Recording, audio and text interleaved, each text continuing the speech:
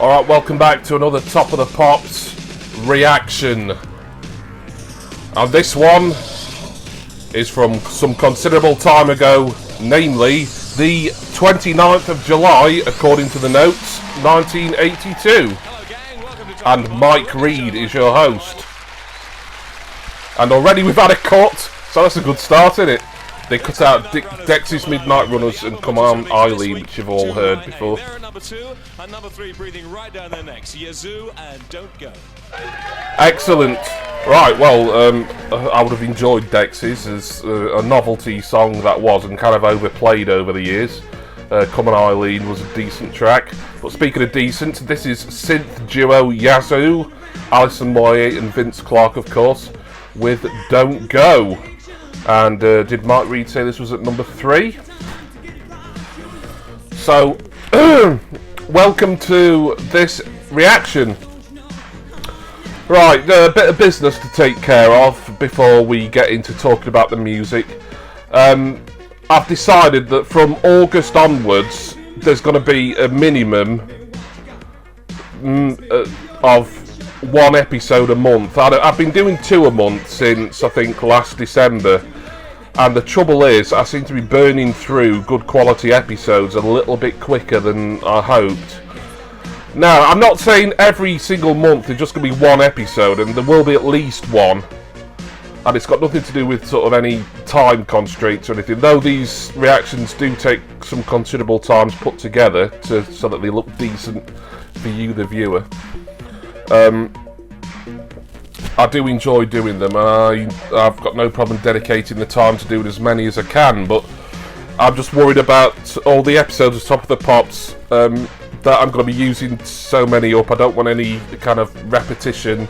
I'm sure I would remember if there was an episode that I'd already reacted to that I'd got waiting in the wings. But so I think next month in August there's just going to be one episode. I think probably the same for September as well. But I'm not saying that's a hard and fast rule. If I can find a couple in a month, for I intend this series to carry on for as long as I can. So if I find a couple, and there's quite a lot to choose from in a certain month, then I'm happy to do 2 for certain months.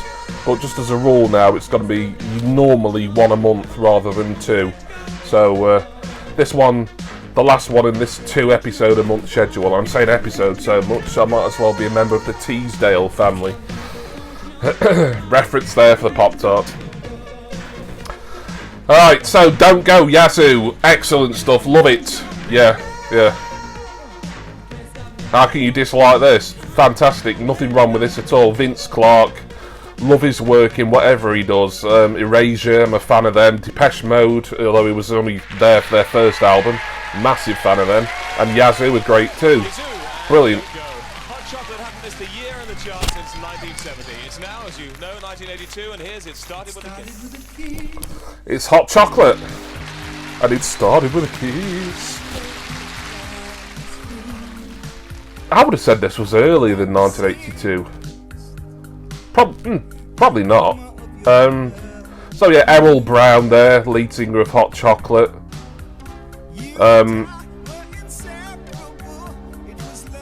If I had to guess, I would say I don't know, is this a re-release?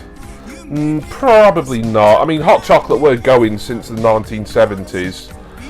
I'm trying to think what year You Sexy Thing was originally released. I know it was remixed or re-released in the late 80s, I think it was, and I think it was again in kind of the mid-90s, probably around the time it was being used in the Full Monty movie. So, but I mean, that's the song that's kind of ubiquitous, really.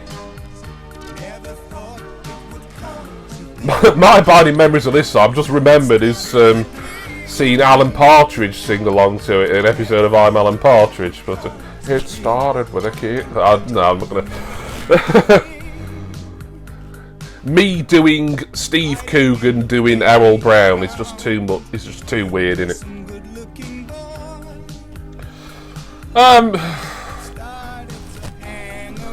I like Errol Brown's voice. I can't quite like this. This was a song that I'm familiar with, and I thought, well, I'm not that bothered about it really, not my scene, and it isn't my scene really, but just sat here listening to it, I'm quite enjoying it. I'm probably enjoying it more now I've remembered the Partridge link, to be perfectly honest.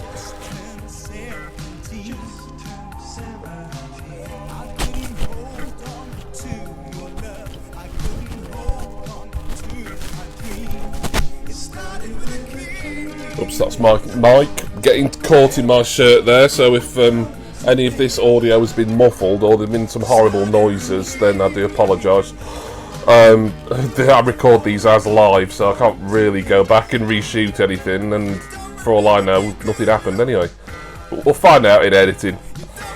But that was a bit annoying. That doesn't normally happen. It was like sort of almost stuck, really, like Velcro.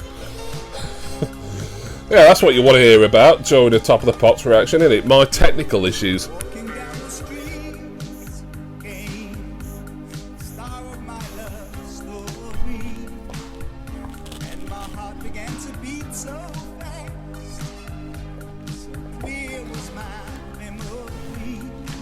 I've not really got much else to say about this, really. I've never been a hot chocolate fan as such, but I know some of their kind of big hits like this, You Sexy Thing. Oh, there's another one that I'm going to be kicking myself because I just can't think. So You Win Again? I don't know if that's the one I'm thinking of, but I think So You Win Again was a hot chocolate number. I'm sure there's another one besides that I can't think what the name is.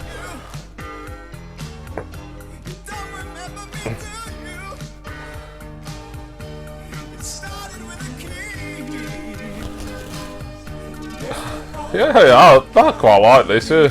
It's certainly a grower for me, that's for sure. Not a problem with this at all. So yeah, so far so good with this episode. Shame Dexy's was cut, but it's not like I don't know the song.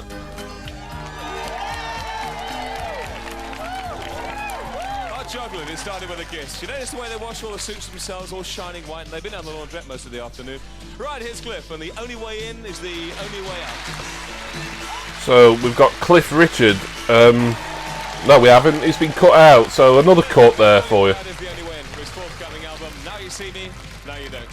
The Moody Blues had a hit with Nights in White Satin in 1967 and 1972. Now in 1982, Elkie Brooks has got a hit with it. All right, okay. Elkie Brooks. And she's covering Nights in White Satin, originally by the Moody Blues. So I know the Moody Blues original. I had no idea Elkie Brooks covered it.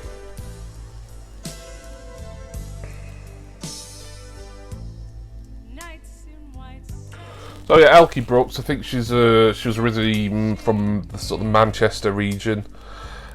She'd been pretty big, maybe not massive, but big enough in this country where she was obviously, you know, invited on Top of the Pops because she was having pretty big hits since I think the early or mid 70s, so still having hits into the 80s here. What do I think of this cover version? I don't know, I always associate Elkie Brooks with having kind of like a slightly gravelly voice, not kind of to Bonnie Tyler proportions, but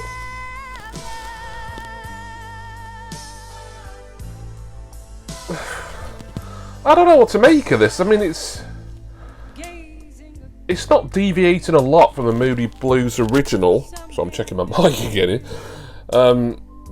Obviously the main difference is that it's a woman singing, not a bloke. I mean, it's a big hit, a classic of its time, Nights in White Satin. I think, you know, it was probably the Moody Blues breakout hit, or one of their biggest ever. And I remember it's the sort of thing, I think my dad was quite a big fan of the single. He probably had the single, to be honest. But I remember him playing it off a tape or something when I was very young. So probably one of his favourites of the 60s when he was collecting a lot of singles and things in his 20s.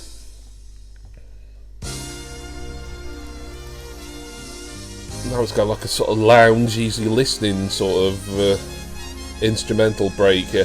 I don't know.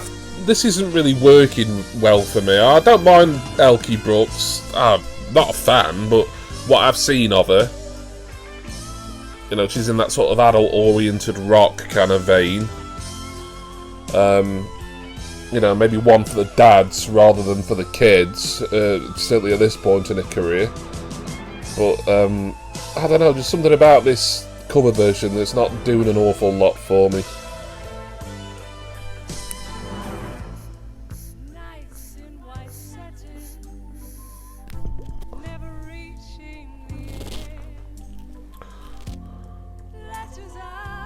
But yeah, she's got a slightly husky kind of voice, hasn't she?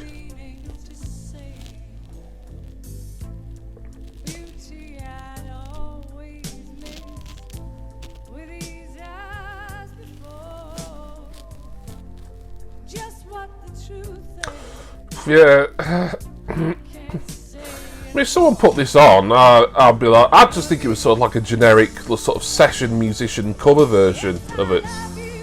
Like, you know, you kind of used to be able to get like these funny albums, certainly in the 1970s, where like record labels who couldn't license the real music would just put a bunch of cover versions done by session vocalists and session musicians on an LP and release it. I mean, I think that practice kind of mainly started in the 60s and then it got more prevalent in the 70s. You know, I wouldn't have recognised Elkie Brooks from this, and as I say, the arrangement of this doesn't seem massively brave, really. It kind of seems a little bit safe and a bit easy listening in places, so... But it was a good song originally, and there's nothing wrong with her performance. It's just, it seems all a little bit pointless to me. Oh well. Elkie Brooks, Nights in White Satin.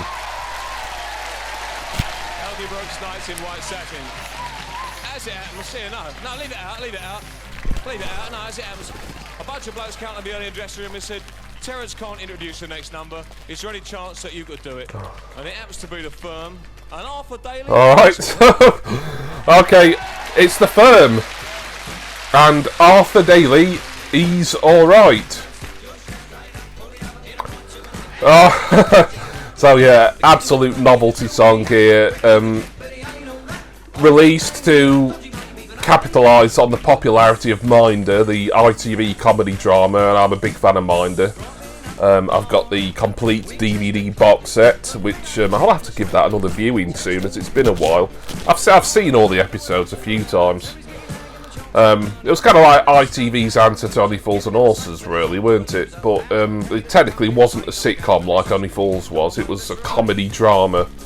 But I know there was certainly a rivalry that the kind of, you know, Radio Times, TV Times, that kind of press would push from, you know, probably, well, I mean, Only Fools started in 81. Minder, I think, was a couple of years prior, 79, but 82, I think, was when Minder really exploded, and when Only Fools, after a slightly underappreciated first series, you know, that was starting to become one of BBC's biggest hits as well. I mean, I love them both. If I had to pick Only Fools or Minder, it'd be Only Fools, I think, for me. I mean, I'm always going to be a massive fan of Del and Rodney and Grandad, bless him, Uncle Albert, etc.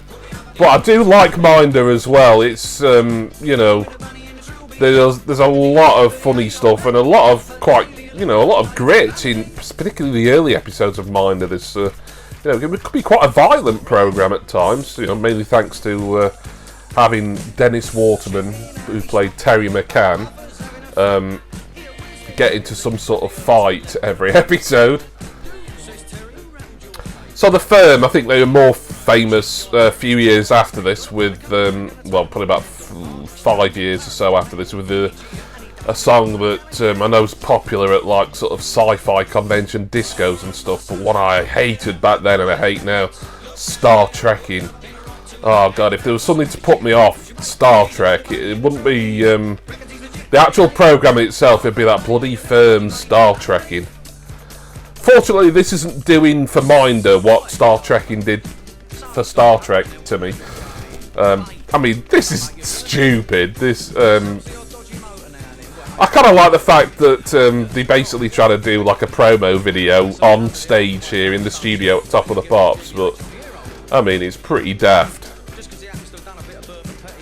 You know, it's a novelty song. It's you know, back when novelty songs were a novelty, and you know, there's nothing horrible about that. It's just silly, but reminds me of Minder, so I can't disrespect it. It's not a crime that a record in the charts, is it? Well, I suppose, yeah, I mean, technically... Well, Mike Reed's Mockney accent's getting on my tits. 30 to number 20. Here's a chart. Number 30, Captain Sensible and Happy Talk. 29, Leonard Skinner. Oh, good song. A new entry at number 28, Arthur Daly, He's Alright from The Firm. Another new entry at 27, Donna Summer and Love Is In Control. No Regrets, Majora is at 26. And up at number 25, Junior and Too Late. Another one on the way up, Chalk Dust, The Umpire Strikes Back from The Brat is at 24. And a new entry at 23, The Bell Stars and The Clapping Song. I like the Bell Stars. From Sherry is at number 22. And 21, Natasha's Iko Iko. Oh, Iko. Natasha, I like that. The record on the way up is Paul McCartney, and here he is with his new single, Take It Away. Right, so Take It Away by Macca, Paul McCartney. That was a Paul McCartney performance in the previous Top of the Pops episode.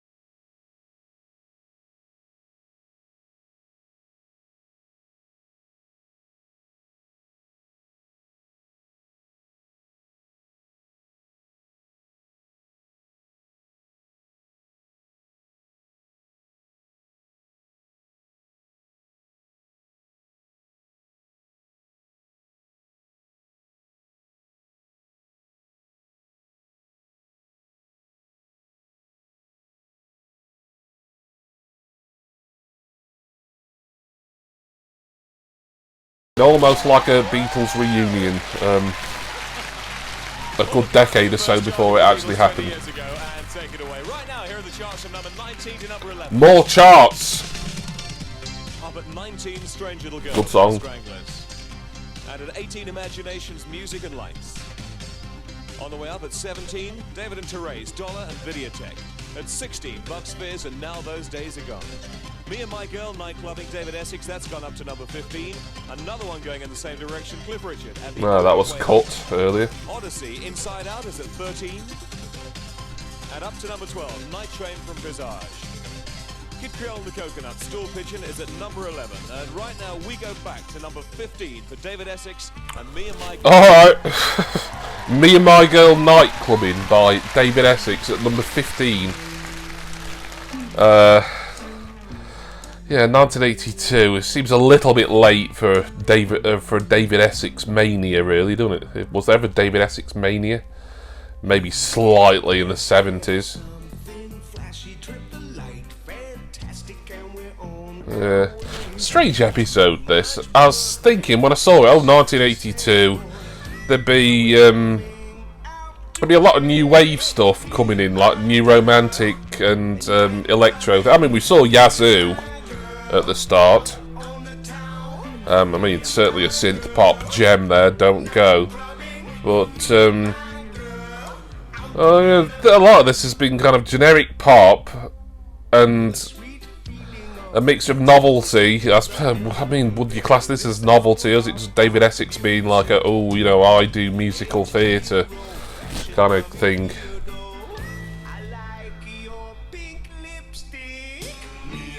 Yeah, no, I'm not feeling this at all, to be perfectly frank.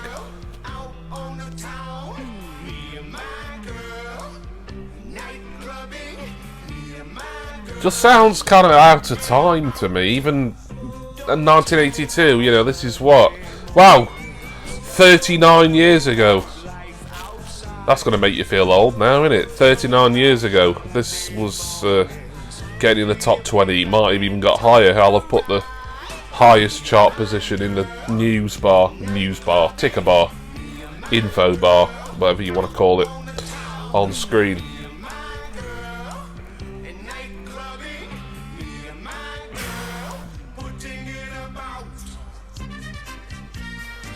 Strange stuff with this.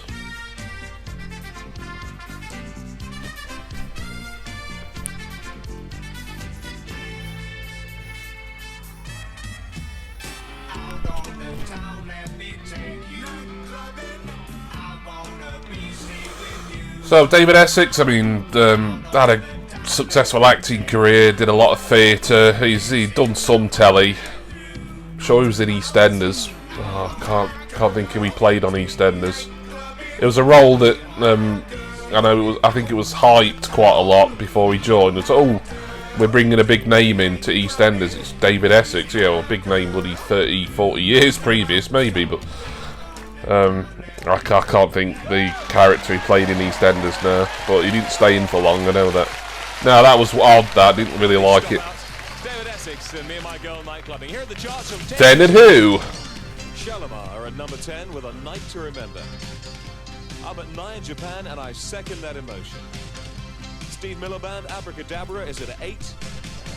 And up at number 7, Hot Chocolate. Yeah, that's alright, that Hot Chocolate. Shy Boy from Bananarama is at number 6 this week. And at number 5, it's Trio and Da Da Da. Oh, I think I know that trio, Da Da Da. It's good, yeah. Yazoo's Don't Go is up at 3. Future number 1 there, Dexy's. What's at number 1? Third week. Next week on Top of the Pops, it's David Jensen, and he'll see you there. Oh, Irene Cara, Flashdance. Oh, it looks like, I don't know if this would be an official promo video, I'm guessing probably not. But she's filming in what looks like New York City. I think that's pretty safe to say.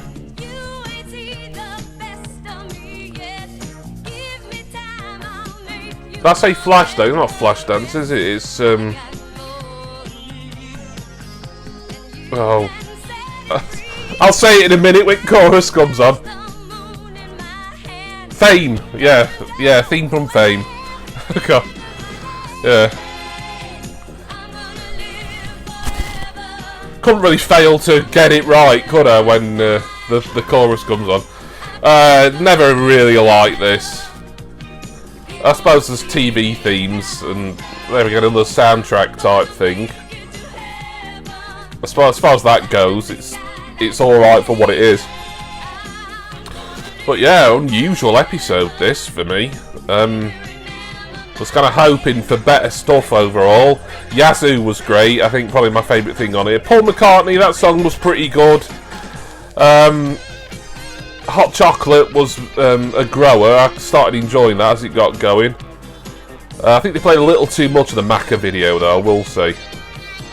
The Firm was just daft, but it didn't offend me like Star Trekking does. And David Essex, that was kind of crap. So I can't say this episode has been awful. Nothing on it has been absolutely dreadful, but just a weird kind of... a lot of it seems a bit anachronistic, really. You know, David Essex and...